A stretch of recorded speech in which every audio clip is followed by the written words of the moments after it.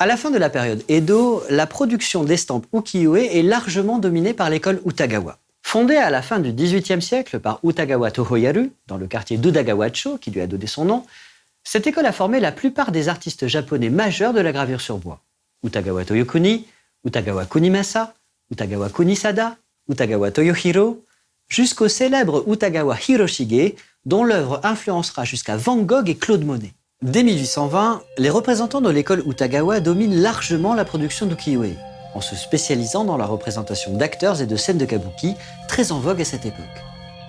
Né en même temps que Hiroshige, en 1797, Utagawa Kuniyoshi eut un parcours plus difficile.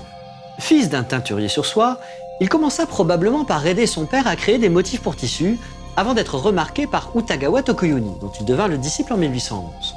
Comme nombre d'artistes de son école, il commença par réaliser des xylographies sur le théâtre kabuki, qui hélas ne rencontrèrent pas le succès escompté. Durant une longue période de vaches maigres, Kuniyoshi fut même obligé de réparer et de revendre des tatamis usagés pour survivre.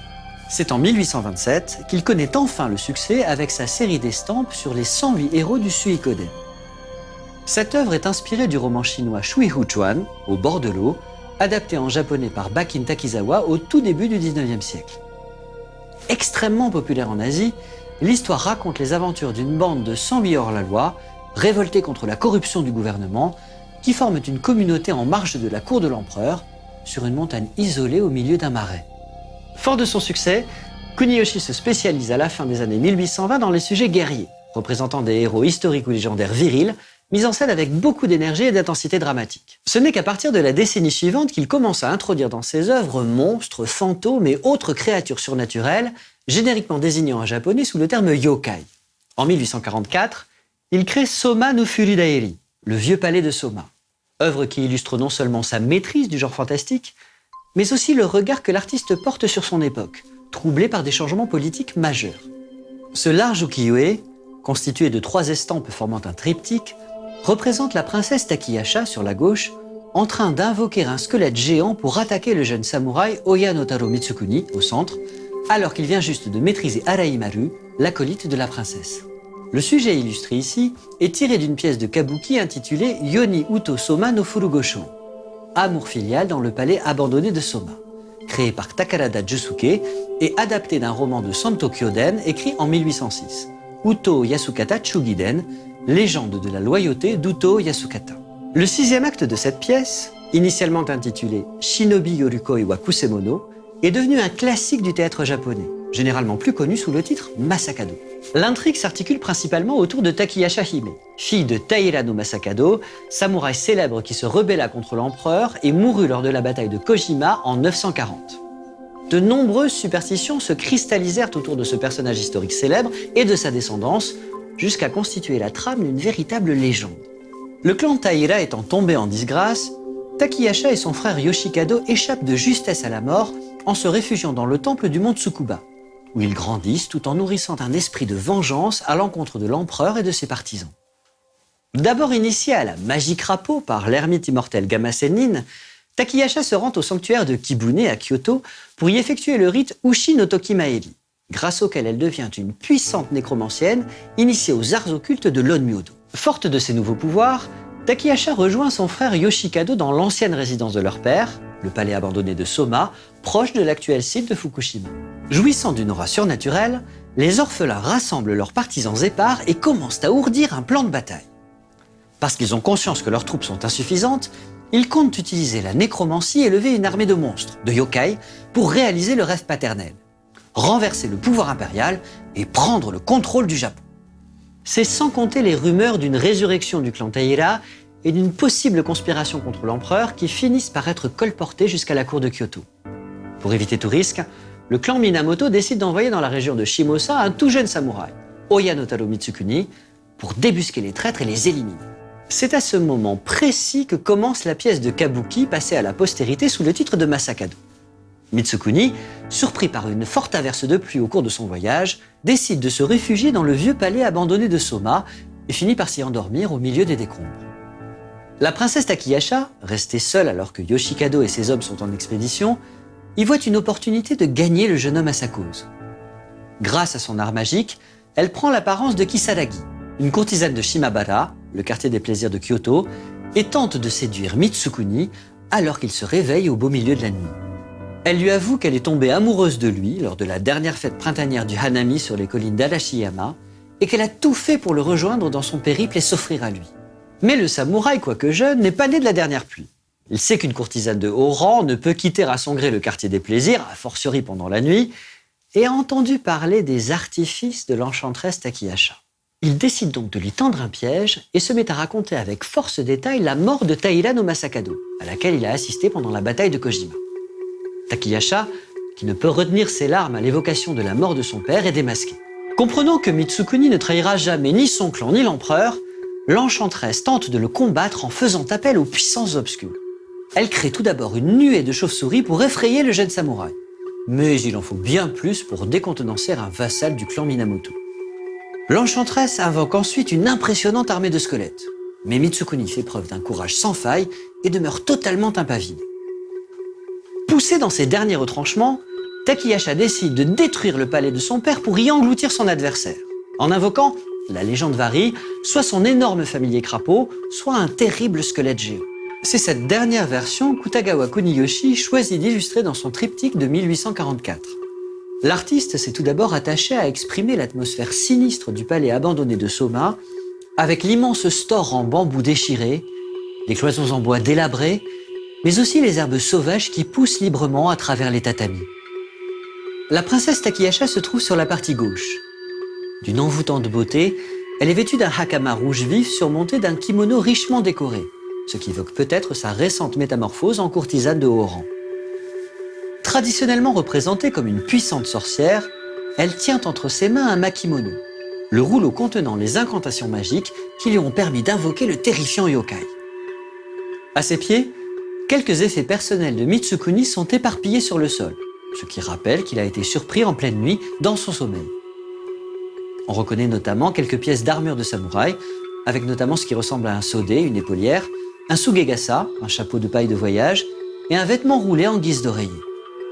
Sur la partie centrale, Mitsukuni vient d'immobiliser Haraimaru, l'âme damnée de Takihasha. Le très jeune âge du héros est peut-être figuré par le fait qu'il arbore une simple queue de cheval, et non un chonmage, le chignon traditionnel normalement porté après le Genpuku, la cérémonie du passage à l'âge adulte. Kuniyoshi rend en quelque sorte hommage au courage et à la pureté de la jeunesse. Alors qu'un homme plus âgé aurait peut-être succombé au charme de la fausse courtisane Kisaragi, ou tremblé devant les maléfices de Takihasha, le jeune Mitsukuni demeure inébranlable. De son genou gauche, le héros maintient le sabre d'Araimaru au sol, tout en utilisant le sien encore dans son fourreau pour maintenir son adversaire dans une position de soumission. L'extrême tension de la scène est accentuée par la position ramassée d'Araimaru et son regard mauvais envers Mitsukuni. Muscles bandés, sens en alerte, il évalue le temps qui lui reste pour riposter. Le regard de Mitsukuni, quant à lui, se porte sur l'immense squelette qui lui fait face, sans manifester aucune inquiétude. C'est justement cette absence de peur qui va probablement rendre le sortilège impuissant. Ne pouvant se nourrir de la frayeur de sa victime, le yokai est condamné à s'affaiblir et à disparaître. Kuniyoshi s'est particulièrement appliqué dans l'exécution du squelette géant, qui occupe presque la moitié de la composition. L'artiste joue naturellement avec les contrastes pour faire ressortir la pâleur du monstre sur le fond nocturne, et utilise différentes nuances de gris pour rendre la texture et le volume des os de façon très réaliste. Kuniyoshi s'intéressait beaucoup à la culture occidentale. Fasciné par la technique de la perspective et de la peinture à l'huile, il collectionnait de nombreux ouvrages importés. L'incroyable précision anatomique des os sur cette œuvre s'explique probablement par l'étude studieuse qu'il a faite de livres de médecine occidentaux. Le squelette géant invoqué par Takihasha est souvent associé au yokai nommé Gasha Dokuro dans le folklore japonais, ce qui signifie littéralement squelette affamé. D'après la tradition, ce monstre immense, né des ossements des victimes de famine, attaque les promeneurs isolés pendant la nuit pour les décapiter d'un coup de dent et se repaître de leur sang. Gasha Dokuro et la créature imaginée par Kuniyoshi sur cet ukiyo-e n'ont pourtant aucun lien réel, hormis une ressemblance iconographique certaine. La production de Soma no Furu Dairi en 1844 s'inscrit également dans un contexte politique et culturel bien particulier. En 1841, Mizuno Tadakuni, conseiller en chef du shogun Tokugawa Ieyasu, instaure les réformes Tempo, une série de lois somptuaires destinées notamment à moraliser les mœurs publiques d'Edo. À cette fin, le gouvernement fait fermer les quartiers des plaisirs, un scandale, et chasse les théâtres kabuki du centre-ville en les obligeant à s'installer dans le faubourg est d'Asakusa. La production d'ukiyo-e est aussi strictement réglementée. Le nombre de couleurs autorisées passe de 10 à 7 et on interdit désormais tout portrait de comédien de kabuki ou de courtisane, alors que ces estampes faisaient justement la fortune des éditeurs et de l'école Utagawa. Enfin, la censure se durcit pour les artistes. Toute apparente critique de la politique shogunale est désormais sévèrement réprimée. Utagawa Kuniyoshi n'est pas épargné par ce climat délétère. En 1843, sa représentation du héros Minamoto no Yorimitsu soumis au cauchemar d'un démon araignée et d'une armée de yokai est interprétée, peut-être à tort, comme une satire du shogunat. Kuniyoshi est arrêté, mais s'en sort finalement avec une simple amende. Ses éditeurs préfèrent toutefois retirer cette estampe du marché et détruire les blocs de bois originaux pour ne pas être inquiétés. Kuniyoshi comprend alors qu'il doit mettre tout son talent à contourner la censure s'il veut préserver sa liberté artistique. Et c'est exactement ce qu'il fait avec Soma no Furidairi. En 1844, comme il ne peut représenter la pièce de kabuki qui a remis l'histoire de la princesse Takiyasha au goût du jour, il décide de contourner l'interdiction en abordant le sujet sous un angle historique, en y glissant toutefois quelques allusions au théâtre kabuki. Le choix même du triptyque, format le plus large disponible à l'époque pour les ukiyo-e, permet un effet panoramique qui devait rappeler aux habitants d'Edo la configuration de la scène dans un théâtre kabuki, tout en longueur et peu profonde. Mais Kuniyoshi ne s'arrête pas là et se permet une référence encore plus directe au théâtre qu'il a pourtant interdiction de représenter. Dans le théâtre kabuki, et en particulier dans le style très emphatique nommé aragoto, les acteurs portent un maquillage de scène particulièrement expressif, le kumadori, généralement composé de rayures de couleurs vives appliquées sur un fond blanc. Or, si vous observez de plus près le visage d'Araimaru sur la partie centrale du triptyque, vous remarquerez de discrètes traces de kumadori, en rose pâle, qui font subtilement ressortir les émotions intenses ressenties par le guerrier humilié. Kuniyoshi exprime en effet dans cette œuvre une tension dramatique extrême, que tout spectateur averti de kabuki associe automatiquement au tachimawari, la scène finale au cours de laquelle le héros affronte tous ses adversaires, dans un combat stylisé, rythmé par le rythme syncopé des tambours et des flûtes. L'artiste réussit même à tirer parti de la limitation de couleurs imposée par la réforme tempo. En employant judicieusement le rouge, l'ocre jaune et le bleu de Prusse, qui contrastent avec les tonalités très sombres de l'image, il parvient à donner à sa scène une incroyable impression de richesse, notamment grâce aux détails des étoffes et des vêtements. Le grand store en bambou, à moitié déchiré, forme une ligne de force diagonale qui traverse la composition et semble séparer le monde des vivants, où subsistent encore quelques couleurs vives, du monde de la mort, inquiétant et monochrome. De fait, Takiyasha Hime est prête, pour venger son père, à utiliser l'Onmyodo pour déchirer le voile qui protège les humains des esprits, quitte à détruire l'ordre et l'équilibre du monde. Au final, les contraintes formelles imposées par la réforme tempo ont poussé Kuniyoshi à se dépasser pour développer sa créativité et pousser encore plus loin l'expressivité de son art. S'il ne représente effectivement pas une scène de kabuki au sens strict du terme, pour échapper à la censure, il parvient à capter l'essence même de ce théâtre flamboyant, pour immortaliser l'un de ses épisodes les plus célèbres. Comme de nombreuses pièces de kabuki, Masakado ne propose pas de réelle résolution à l'intrigue.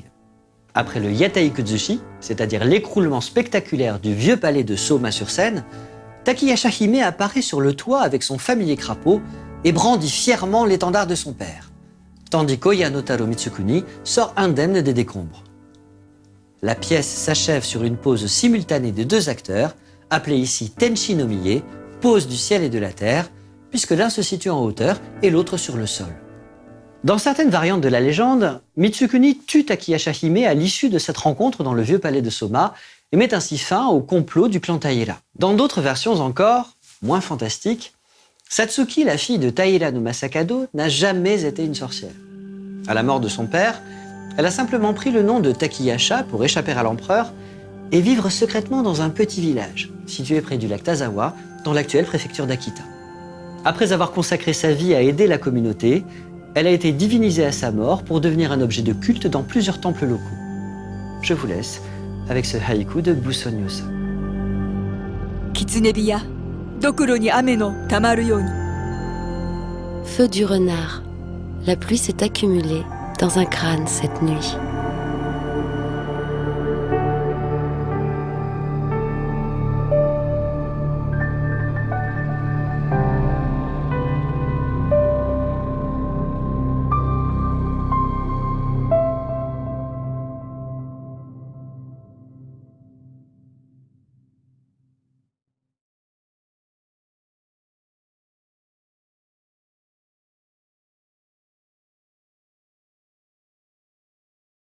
Si le thème de cette émission vous a plu, je vous conseille vivement d'aller voir l'expo intitulée Japon, images d'acteurs, estampes du kabuki au XVIIIe siècle, qui est présentée en ce moment au musée Guimet à Paris jusqu'au 6 juillet 2015.